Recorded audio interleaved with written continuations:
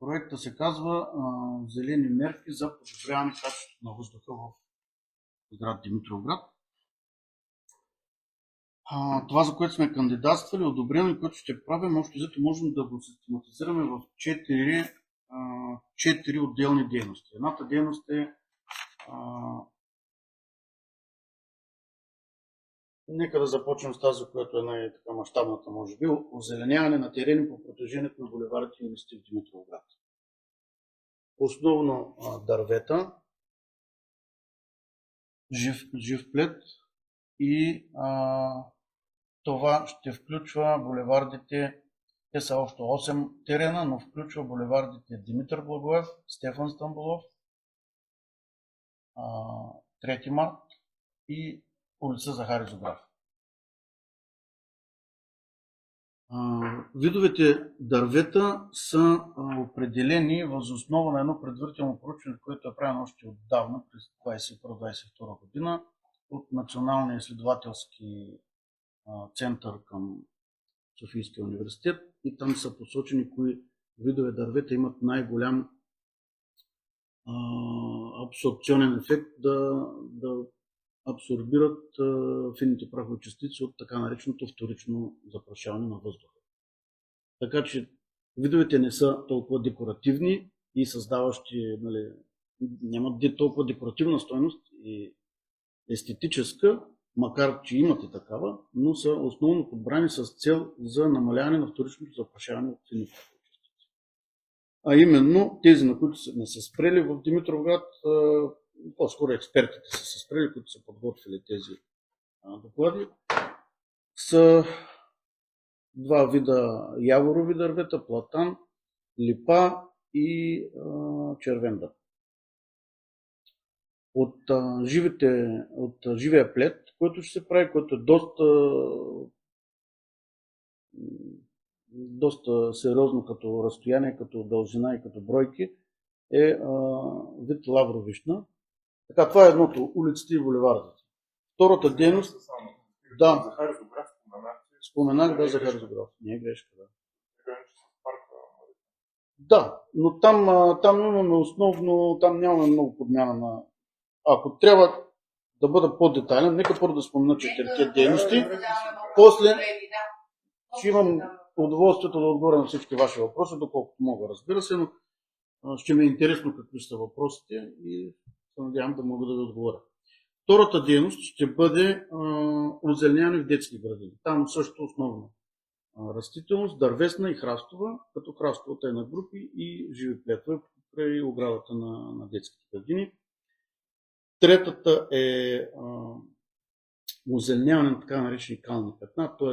компрометирани зелени площи. Това са 3 терена, 2 в простор и 1 близо до общината на едно междублоково пространство на Захари Зограф. И четвъртата дейност, която може би ще е по-атрактивна за гражданите, макар по-малка като мащаб, тя е така нареченото вертикално озеленяване на 3 обекта.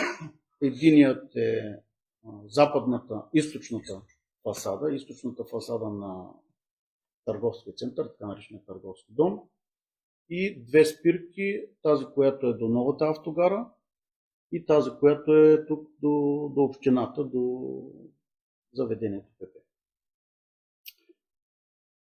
Така, ако се върна на първата дейност, за която попитахте, основната, така най-мащабна по булевардите, подмяната на растителност, ще има премахване на много, още от сега да го кажа, нека да не звучи шокиращо, но ще има премахване на много дървесна растителност, стара, компрометирана, някоя, която е напълно суха, друга частично суха, опасна, увредена, така или иначе дърветата стареят, така или иначе, и се налага да бъде подменена с цел да се сменят с нови и подходящи видове. 2 основни неща имахме като изискване при извършването на тази дейност. Едното е да бъде не само отрязвани дървета, да бъдат не само отрязвани, но и да се изкореняват, т.е. да се премахват пъновете, които ще останат, като това не засегне тротуарите, бордюрите, асфалтовата настилка, или ако те се засегнат, да бъдат възстановени. но се надявам, имаме до някъде уверение от фирмата, че тя ще използва техника, не така свредла, с които ще успява да ги дроби това, което е в кореновата система, по начин, по който да се запази тротуарната и асфалтовата настилка. И друго, което искахме да направим, предвид нашия опит и това, което всички виждаме на много места, особено липия и други видове дървета, повдигат тротуарите, плочките, бордюрите, дори нарушават корените на места и алеи и асфалтова настилка, при засаждането ще бъдат поставени фиданките, те ще са едроразмерни, няма да са малки фиданки, ще бъдат поставени по начин, по който няма да се допусне тяхното развитие на кореновата система в повърхностния слой. Тоест ще има ограничители. Това нищо не е правено все още при засаждане на дървета в Димитровград, но е много ефективно. Ще има ограничители, които няма да допускат разпространение на корени близко до повърхността и по този начин повдигане на тротуари, бордюри и така нататък. Да, част от това всичко е и изграждане на поливна система. Аз забравих да спомена стойността на проекта. Стойността е цялата пълна стойност на проекта 1 757 800 евро, като почти 1/3 от тази стойност, до толкова е допустимо от финансиращия орган, е изграждане на поливни системи. Защото всичката тая растителност, особено живите плетове, без вода и без грижи, първите 1-2 години няма как да оцелеят. Така че това е доста сериозно предизвикателство пред устойчивостта на проекта. Реалните дейности започват с възлагане от страна на общината. Нека да кажем, проведени са 4 процедури за избор на изпълнител по 4 дейности, които казахме. Дейността за булевардите имаме избран изпълнител и сключен договор. Дейността за вертикалното озеленяване, фасадата на търговския дом, двете спирки, имаме избран изпълнител, сключен договор. Калните петна имаме избран изпълнител, сключен договор. За детските градини имаме избран изпълнител, но се обжалва процедурата, така че там нещата ще се забавят по независещи от общината причини. Така или иначе в момента сезона не е подходящ за залесяване и засаждане, но ще има подготвителни дейности. Общината е изготвила възлагателни писма, които дават началото на стартиране на подготвителните дейности. А самото засаждане на дървесна и храстова растителност ще започне в подходящия сезон около началото на ноември, края на октомври, начало на ноември вече. Тази година. Реално е в ход изпълнение. Изпълнението е в ход, но в момента ние възлагаме по договорите стартиране на дейности чрез подготвителна дейност. Немалка е подготвителната дейност, като си има предвид колко дървета ще трябва да се премахнат, пънове да се изкореняват. Мога да ви кажа, че по всичките 8 обекта от тези булеварди и плюс Разграв, там е най-малко за Разграв, но имаме за премахване 161 броя дървета и 18 пъна.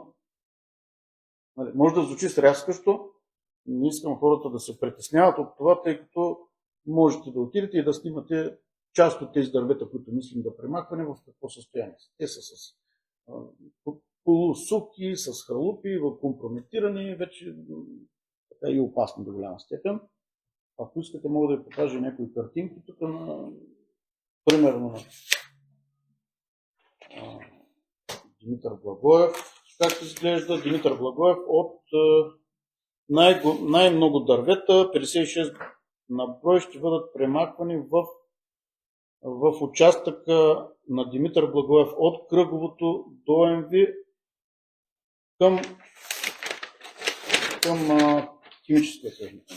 Това е така нареченият дендрологичен план, съществуваща растителност, растителност за премахване и ново проектирана растителност.